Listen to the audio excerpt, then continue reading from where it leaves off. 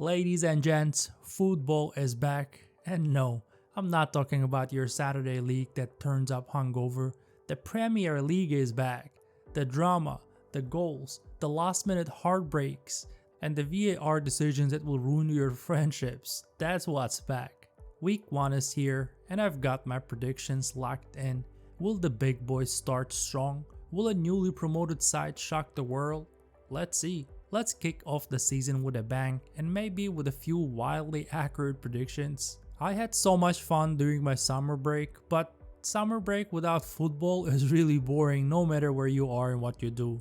So now, without further ado, let's dive into our week 1 predictions.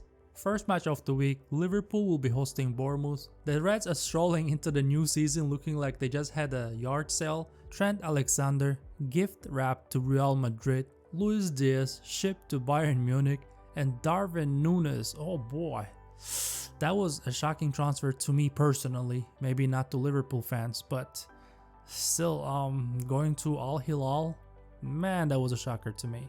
But fear not, Liverpool fans, in comes Florian Wirtz from Leverkusen and Hugo Ekitike from Eintracht Frankfurt to technically replace Darwin Núñez, I'd say. They play in the same positions, and of course Jeremy Frimpong also from Leverkusen, so not a bad transfer window. But if I were Arne Slot, I would probably be browsing eBay for a striker, because I do believe they need a striker, a good striker. Preseason wasn't exactly a disaster. They beat Athletic Bilbao 3-2, but then somehow they lost the Community Shield to Crystal Palace. It's like losing a staring contest to a goldfish. And who was a surprise flop in that game? Mo Salah. Yes, that Mo Salah. 4.7 rating out of 10, a yellow card, a missed penalty. I mean, at least he's consistent in making headlines, so he was there. On the other side, Bournemouth had their own clear out. Ilya Zabarny off to PSG, Dean Huijsen to Real Madrid, that was a good one.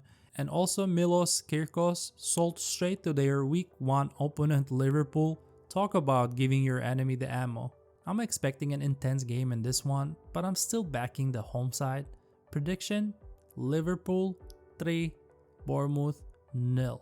And my tip is Liverpool to win combined with under 4.5 goals, meaning 4 or less goals in the game, odds 1.85. On to the next one, Aston Villa Newcastle. I'm looking forward to this one as well. Aston Villa haven't exactly been busy in the transfer market. In fact, if transfers were shopping, they've basically popped into the corner shop for milk and bread, grabbing Ivan Gesent from Nice and Yasin Özkan from Kasımpaşa, Turkey, and calling it a day. But hey, their preseason wasn't bad at all, smashing Roma 4-0 like it was a FIFA beginner mode, and then losing 3-1 to Marseille, okay, probably to make them feel better about their wine, and bouncing back to beat Villarreal 2-0, not bad at all. Over at Newcastle, the drama is all about 𝗟𝗟. He's looking more like he's browsing flights than signing a new contract, so like I'm 99.9% sure he's gonna leave. But Magpies did splash 61 million on Anthony Elanga from Nottingham Forest actually, which could be smart unless 𝗟𝗟 leaves, in which case that's like replacing a wedding cake with a packet of biscuits. And honestly, Newcastle's preseason was really horrible, not being able to get a single win out of their 6 friendlies with 4 losses and 2 draws. Trouble in paradise. So when it comes to my predictions, this could go either way, and I wouldn't be shocked if it ended with a draw, but my pick, I'm gonna back the home side in this one. My score prediction for this match is 2-0 for Aston Villa, and my tip is Aston Villa double chance combined with under 4.5 goals, odds 1.72. Seeing Newcastle having issues with 𝗟𝗟, I feel like the team spirit is really down, and Villa can take a good advantage of that. So my second tip for this game is a juicy one. Aston Villa Asian handicap minus 1.5, meaning Aston Villa to win by 2 or more goals difference, odds 4.0. On to the next one. Brighton will be hosting Fulham. Brighton have been busy this summer, like 2 trolleys at IKEA busy. They did lose João Pedro to Chelsea for 63 million, But don't worry, they replaced him with 𝗗𝗜𝗦𝗡𝗥 from Olympiacos, who scored 7 goals in 22 matches last season. Not bad, but let's be honest, Brighton could probably sign my uncle and still turn him into a Premier League bowler, so let's see how this transfer is gonna go. And meanwhile, Fulham have been, well, chill. They only bought one player, and it's a goalkeeper, Benjamin 𝗗𝗜𝗦𝗡𝗥 from Montpellier, which is great unless you're planning to actually score goals this season, but I guess they think they have all the positions covered, so just a goalie, I guess. Preseason form, Brighton were flying, 3 wins, 1 draw, and they beat teams like Las Palmas and Wolfsburg. And Fulham, also unbeaten, 3 wins from 3, including a 3-1 over Forest and 4-2 over 𝗗𝗚𝗦𝗡𝗥, and a tight 1-0 win over Eintracht. So yeah, both of these teams are rolling into the new season like prime Barcelona, but this is the Premier League, where optimism goes to die. So this game could be spicy. Brighton's tactical magic versus Fulham's new gloves. Let's see who comes out on top in this one. But my score prediction for this match is 2-1 for Brighton. And my tip is Brighton double chance combined with both teams to score at 2.05. On to the next one. Sunderland will be hosting West Ham. Sunderland are back in the Premier League after nearly a decade away, and they didn't just show up. Oh no, they went shopping like they just won the lottery. 10 new signings, including Habib Diarra from Strasbourg, Granit Xhaka from Leverkusen, and Marc Guéhi, a former Barcelona player. Now, yeah, he's on loan from Chelsea, which in Sunderland terms is basically like signing Messi. But here's the twist, they also played 8 preseason games and lost 6 of them, which means their trophy cabinet is still safe from any sudden away problems. West Ham, meanwhile, kept it simple, mostly stayed local, lost 2-1 to Manchester United, then beat Forest and Bournemouth, and also drew against Lille. Classic West Ham, nothing flashy, but you know they'll turn up with a sledgehammer on match day, so you can rely on that. Honestly, not much to say here. The bookies love West Ham, so do I. This one is looking like a professional away job. Sunderland 0, West Ham 3. Welcome back to the Premier League, lads. And my tip for this one is West Ham double chance combined with over 1.5 goals, meaning 2 or more goals in the game, odds 1.78. On to the next one. Spurs will be hosting Burnley. Spurs have finally done it. They've won an actual trophy, and not just any trophy, but a European trophy, which means the jokes are officially over, or at least on a temporary holiday. But now the question is, who had a bigger impact in Tottenham history? Harry Kane, who left for trophies and ended up watching Spurs win one without him? Or Son, right, who won the trophy, dropped the mic, and rode off into the LA sunset like it was a Netflix series finale? So, big question there. I know a lot of you gonna say it's Harry Kane because he's English, but think about it, right? Harry Kane gave up on Tottenham and left, and as soon as he left, Son did it with the team and then he left. So, big debate right there.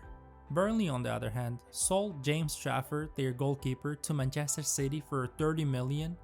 Great deal, and replaced him with Max Welp from German's second Bundesliga for like 4 million. That's a good profit, which, if you're being honest, sounds like a football manager signing. Now, Spurs have a super cap match against PSG today, which means there's a tiny chance they'll turn up a little bit hungover from the champagne or trauma. Most likely the second one, but you cannot guarantee anything with PSG either, how they lost to Chelsea, the Club World Cup. So let's see how that one will go. And to be honest, I'd normally pass on this game, but let's go 2-0 Spurs. Risky? Absolutely. Because relying on Spurs is like relying on a chocolate teapot. Fun until it melts. So, but let's just go with that. 2-0 for Spurs. And my tip is Spurs Asian handicap minus 1.5 with the odds of 1.95. super risky again. Like I would stay away from this tip, from this prediction. But yeah, but if I have to pick something, I have to pick that one. So let's see how it goes. On to the next one. Wolves will be hosting Manchester City. Wolves, bless them. They just sold their star boy Matheus Cunha to Manchester United for 74 million, which is great for their bank account, but not so great for their goal scoring chart. And in this place, they went to Celta to buy a couple of players from there, like I don't remember their names, but yeah, they bought a couple of players from Celta Vigo. But let's be honest, losing Matheus Cunha is like losing the Wi-Fi in the middle of a Netflix binge, that the mood just drops. Like, and whenever I imagine Wolves, I imagine Cunha. So let's see how they're gonna do without him. And their preseason, 3 losses, 1 draw. The only way it could go any worse if they had their bus broken down on the way to the games. And Manchester City, meanwhile, are full in Pokemon mode, gotta catch 'em all. Tiani Reindeers from Milan, caught. Ryan Ait-Nouri from Wolves, caught. Burnley's James Trafford, also caught. Basically, if you've got a decent player in England, City have probably already put in a bid. Prediction: Wolves are rebuilding, City are reloading. I think we all know where this is going. Let's pretend for the tension's sake.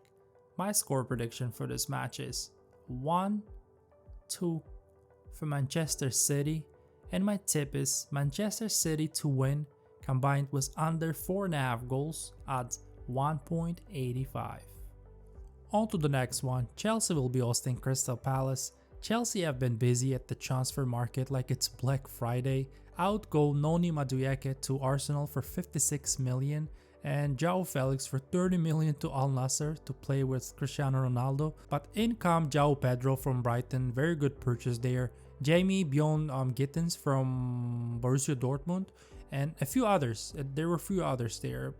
Because think about it, what's a Chelsea summer without buying enough players to fill 2 squads? And their preseason, absolutely ridiculous. They win Club World Cup, casually smash PSG 3-0. Yes, the Champions League PSG. Then beat Leverkusen 2-0 and Milan 4-1, like they were playing on beginner difficulty.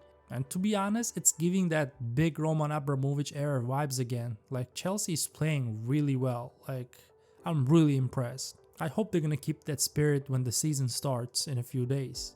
Now, Crystal Palace, they didn't go as wild. A left back, Borna Sosa from Ajax they bought, and a keeper, Walter Benitez from PSV. And no, he's not Rafa Benitez's son, so don't start rumors, okay? He's not. But here's the kicker. They just beat Liverpool in the Community Shield and won the trophy. Like, wow. What a way to start the season, right? Yeah, sure, they've been dropped from the Europa League to the Conference League due to the club ownership issues they were having. But hey, European football is a European football, right? Think of it like getting bumped from the first class to economy. You still get to the destination, just with less legroom, that's all. Prediction: Chelsea's preseason looked scary, but Palace have already ruined one big club's day this month, so I wouldn't be shocked if they make it too. So, but you know what? I'm still gonna back the home team. Despite I'm not gonna be surprised if this ends in a draw, let's say, right? But my score prediction for this match is 2-1 for Chelsea, and my tip is both teams to score at 1.75 is looking really good to me. On to the next one. Nottingham Forest will be hosting Brentford. Looking forward to this one as well. Nottingham Forest have just lost Anthony Elanga to Newcastle for 61 mil, which is great payday, but they lost such an important player in the squad, right? So I don't know how that's gonna affect the team spirit. But they did spend that money to bring a few players. They bought Dan Danoi from Bologna and a couple of other Brazilian players from Botafogo, I believe. So, and their preseason, 7 friendlies, 5 draws and 2 losses. That's basically going to the gym every day just to use their the water fountain. I just hope this doesn't turn into one of those classic stories. Team qualifies for Europe, gets all giddy, flops in Europe, then spends the rest of the season desperately trying to survive the Premier League. Seen it before. Don't want it for Forest. Rooting for them to have a successful season, seriously. And this opening match, let's just say the vibe check will be real. We're just gonna see how they're coming into the season. So my score prediction for this match is 1-1 draw. And my tip is Forest double chance combined with under 3.5 goals adds 1.82. On to the next one, game of the week. Manchester United will be hosting Arsenal. The one fixture where social media basically catches fire for 48 straight hours.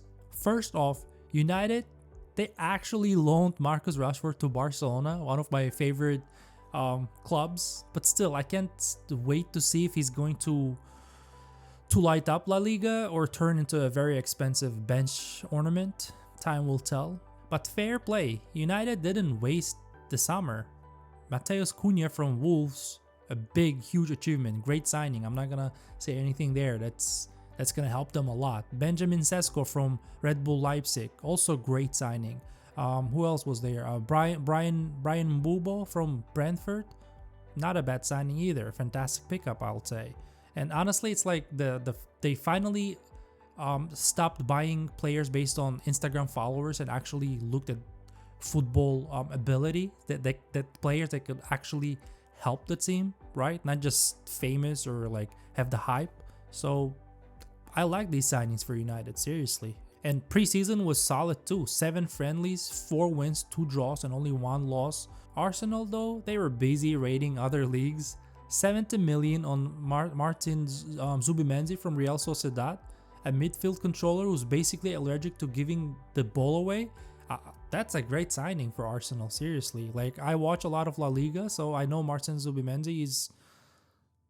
That's a steal, to be honest. He's going to help a lot Arsenal if he's not going to get injured. So, good signing there. Then Victor Gyökeres, bro, from Sporting. 52 games, 54 goals last season. 6 of them were in the Champions League.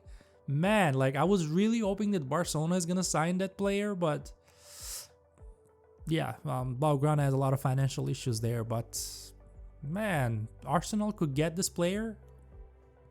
He's going to be a key player. And of course, they signed Madueke from Chelsea, because what's a good summer without stealing from a London rival, right? So I'm expecting serious business from the Gunners this year. But Old Trafford isn't exactly where you start that serious business. It's going to be a tough challenge. So my score prediction for this match is 1-2 for Arsenal. I'm gonna back the Gunners in this one, and my tip is both teams to score, odds 1.72, not bad at all. And the last game of game week 1, Leeds will be hosting Everton. Leeds are back in the Premier League and they're already making statement. 3 preseason games against Manchester United, Milan and Villarreal, and they drew all 3, which basically say we're not here to lose, but we're also not in a hurry to win, right? And I checked the Milan squad and Villarreal squad. They played with their main squad. So great results in those friendlies, Leeds. So I hope you're gonna be consistent in the Premier League as well. Not too much to talk here. It's one of those games that could go either way, but I've made my choice. My score prediction for this match is 1-1 draw. And my tip is both teams to score, odds 1.80, looking good. And that's all, guys. That was our Premier League Week 1 predictions. Stay active, please. Support the channel, so we're gonna keep it coming. And I'm so glad that we're back online. Stay active. See you until next time.